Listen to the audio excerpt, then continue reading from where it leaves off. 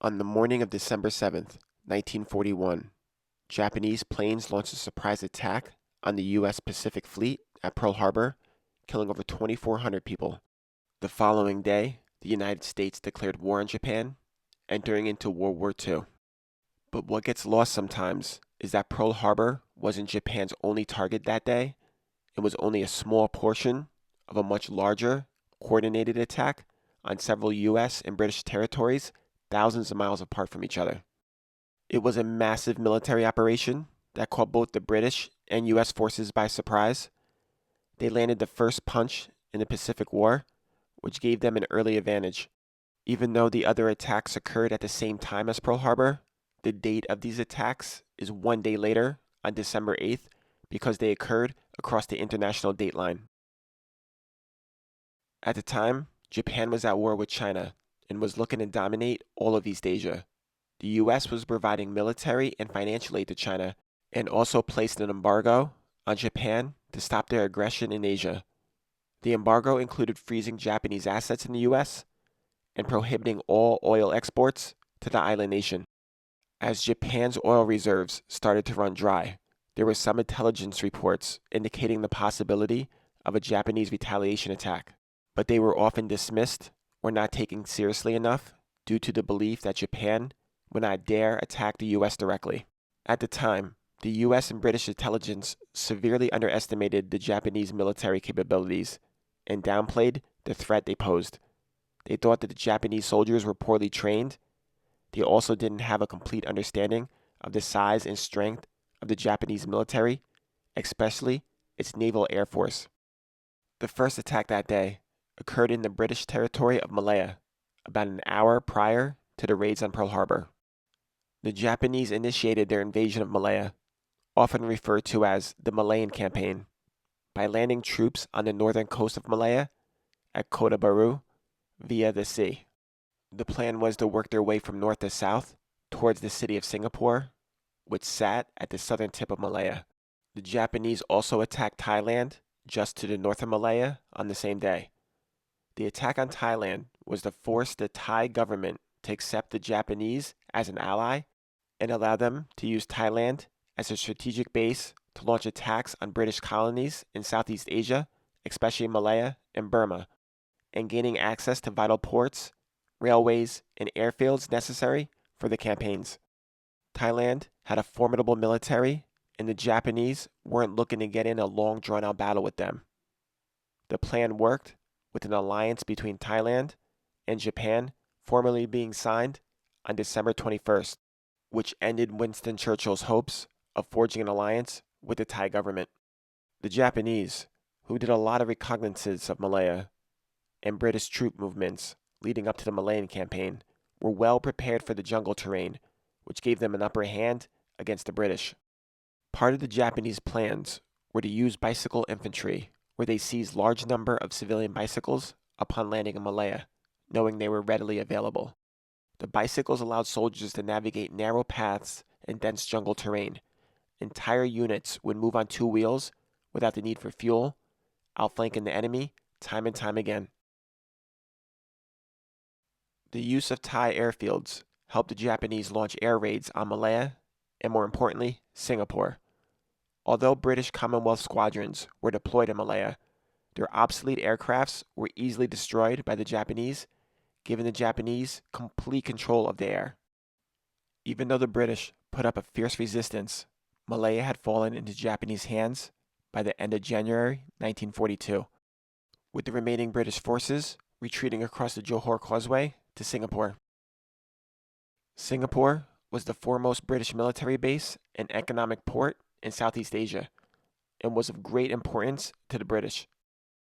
The Japanese had advanced 30,000 men down the Malayan Peninsula, ready to take Singapore. While the Japanese were invading Malaya, they started air raids on Singapore to weaken their defenses for an eventual land attack. The British, led by General Arthur Percival, commanded 85,000 Allied troops in Singapore, mostly from the British Commonwealth, including soldiers from Australia and India. So the Japanese were severely outnumbered. Singapore was considered so important that the British Prime Minister Winston Churchill ordered Percival to fight to the last man. The Allied troops destroyed the Johor Causeway that connected the Malayan Peninsula to Singapore, forcing the Japanese into improvising and crossing the Johor Strait. Blowing up the causeway had delayed the Japanese attack over a week. The Japanese started an intense artillery bombardment across the strait, cutting telephone lines, damaging airfields, and isolating Allied units. General Percival thought that the Japanese were going to try to attack from the northeast and put most of his defenses there. The Japanese attacked by boat on February 8th, but from the northwest, where the defenses were weaker and they were quickly able to establish a beachhead. With the use of barges and collapsible boats, they were able to land over 20,000 troops within 24 hours of the attack. The Allied troops numbered only 3,000 men in the area that the Japanese attacked. Believing that further landings would occur in the northeast, Percival did not send immediate reinforcements to the northwest. Communication and leadership failures hurt the Allies, and the Japanese were able to advance through Singapore, and by February 15th, about 1 million civilians in the city were crammed into a small remaining area held by Allied forces. The Japanese, who had air superiority, continuously bombed the civilian water supply. Both sides were almost at the end of their supplies. The Japanese demanded an unconditional surrender, and on the afternoon of February 15th, Percival surrendered. The aftermath of the fall of Singapore wasn't pretty. About 80,000 Allied troops, mostly from the British Commonwealth, became prisoners of war, with many dying of neglect. Shortly after the surrender, the Japanese started killing tens of thousands of civilians in the Suk Ching massacre, which the Japanese targeted anti-Japanese elements, with the Singaporean Chinese particularly targeted. The fall of Singapore had a lot of historical impacts. Churchill called it the worst disaster in British military history, and it severely undermined British prestige in the area. The Japanese controlled Singapore until the end of the war.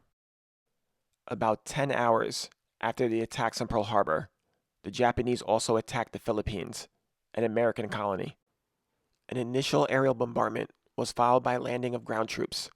The Philippine and U.S. troops were under the command of General Douglas MacArthur, who had been recalled to active duty earlier in the year and was commander of the U.S. Armed Forces in the Asia-Pacific region.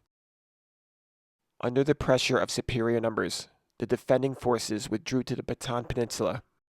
Fierce fighting continued for months, until the final surrender of U.S. and Filipino forces on the Bataan Peninsula on April 10, 1942. Once again, things were not pretty under Japanese rule. About 75,000 American and Filipino POWs that were on the Bataan Peninsula were forced to march over 60 miles to POW camps, known as the Bataan Death March. The march was characterized by severe abuse. POWs who fell or who were caught on the ground were shot. Thousands died on the march. Things weren't any better for the Filipino women. Thousands were taken as comfort women and kept in sexual slavery for Japanese military personnel during the occupation and treated horribly. This was common practice in other territories that the Japanese took over. The Japanese also sent doctors and surgeons to the Philippines to perform human experimentations on the native Filipinos. Before such experiments, the victims were forced to dig their own graves. Due to the harsh treatment of the Filipino people, the Japanese military constantly faced opposition from Filipino guerrilla fighters, which the U.S. helped supply. The Japanese controlled the Philippines for a little over 2 years, until October of 1944, when General MacArthur returned to the Philippines, ready for revenge. He was well prepared this time. It was said that he had so much information on the Japanese forces in the Philippines that he knew what every Japanese lieutenant ate for breakfast. The Japanese Imperial General Staff decided to make the Philippines their final line of defense and to stop the American advance towards Japan. They sent every available soldier, airplane, and naval defense to the Philippines.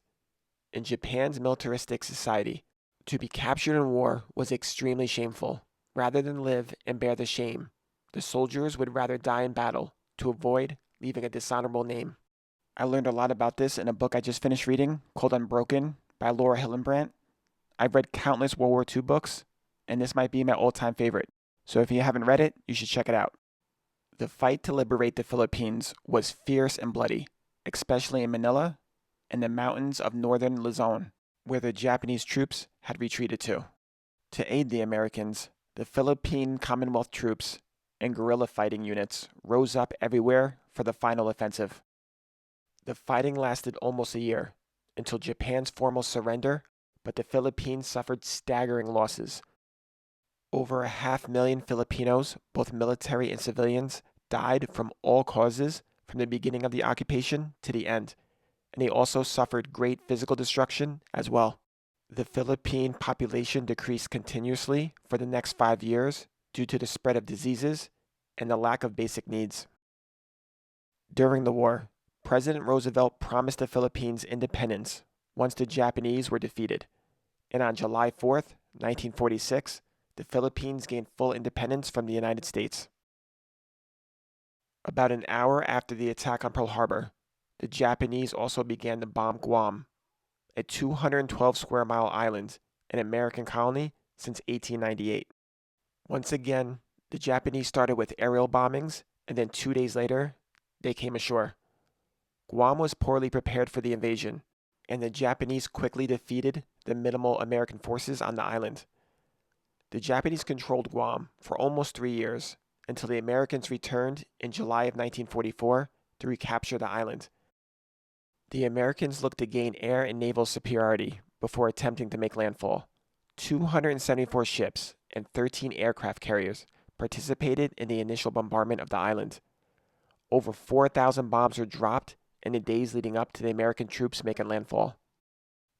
Guam, ringed by reefs, cliffs, and heavy surf, presented a formidable challenge for any attacker. Landing ships could not come closer than the reef, several hundred yards from the beach. And lacking amphibious vehicles, the American soldiers had to wade ashore from the edge of the reef where the landing craft dropped them off. Once on the beach, they came under heavy attack by Japanese artillery pieces that were entrenched in dense forests, caves, and trenches. Initial progress inland was slow, and resupplying the troops were difficult. The Americans made slow progress in pushing back the Japanese defense lines, and on August 10th, organized Japanese resistance ended, and Guam was declared secure, but 7,500 Japanese soldiers were estimated still in the Guam jungle. These soldiers chose to continue to fight, or they committed ritual suicides instead of being taken prisoner. One Japanese soldier, Sergeant Shiochi Yoko, was discovered by hunters on the island in 1972. He lived alone in a cave for 28 years near Talafofo Falls. Shortly after the Pearl Harbor attack, the Japanese also attacked Hong Kong and U.S. and British naval forces in Shanghai. It's unbelievable that they were able to attack so many territories all on the same day. The British controlled Hong Kong at the time, but did not have many defenses in place. A few token outdated Royal Navy ships were present and a handful of planes, but not enough to defend the city. Fighting lasted about 2 weeks, and the British officially surrendered Hong Kong on Christmas Day, 1941. Hong Kong would also remain under Japanese control until the end of the war. In Shanghai, both British and U.S. warships were also attacked. Britain and the U.S. both maintained small naval forces on the Yangtze River in order to protect their interests in China, which were overwhelmed by the Japanese attack. With the Pearl Harbor attack starting a few hours earlier, the British naval forces were warned and were at least at their battle stations, but the American naval forces in Shanghai weren't notified about Pearl Harbor in time and were caught by surprise. At the same time of the Pearl Harbor attacks, the Japanese also set their sights on Wake Island, where the U.S. had a military base. The base started to be built earlier in the year and was still being worked on when attacked. The base on Wake Island served as an advanced defense location for the Americans and was in a very strategic location in the Central Pacific. The Japanese forces began bombing Wake Island and soon after launched an invasion attempt. Despite being outgunned, the small American garrison on Wake Island put up a fierce resistance against the Japanese, inflicting significant losses on the enemy. On December 11th, after 3 days of bombings, a Japanese naval task force attempted to land 450 Special Naval Landing Force troops on Wake Island's South Shore. The American soldiers, with the assistance from civilian contractors that were also on the island, were able to hold off the Japanese attackers. That small engagement, the first tactical defeat experienced by the Japanese Navy in World War II, gave all Americans a much-needed boost after Pearl Harbor. Humiliated by the setback, the Japanese Navy continued to bomb Wake Island and eventually sent a much larger task force, about 2,000 troops, to take the island. The Japanese stormed ashore before dawn on December 23rd. After hours of desperate close infantry combat, the Japanese finally forced Wake's defenders to surrender. Although the fight ended in a U.S. defeat, the Japanese suffered huge losses to take the tiny island. They lost 4 destroyers, 2 patrol boats, a submarine, and about 24 planes. Almost 1,000 Japanese soldiers were killed in the battle, compared to a little over 100 casualties on the American side. Though the Japanese took the remaining soldiers and all of the civilian contractors on the island as POWs, the Japanese forced the POWs to build fortifications on the island, and in October of 1943, the Japanese marched 98 of them to the north part of Wake Island and executed them. The Japanese held the island until the end of the war. The Japanese commander of Wake Island was tried for war crimes and executed after the war. Many American people continue to view the initial battle at Wake Island as a rallying point. The garrison's stand inspired Hollywood's first combat film of the war, Wake Island, which was released in the late summer of 1942. These initial surprise attacks on British and U.S. territories gave the Japanese an early upper hand in the Pacific War, but the Allies eventually clawed their way back, especially after the Battle of Midway in June of 1942, 6 months after these initial surprise attacks. The Japanese finally surrendered shortly after the U.S. dropped atomic bombs on Hiroshima and Nagasaki in August of 1945, killing an estimated 200,000 people, mostly civilians. On September 2nd, 1945, aboard the USS Missouri, the Japanese officially surrendered, marking the end to the brutality of World War II. Thanks for watching. As always, I appreciate it. Please subscribe for more historical videos. Take care.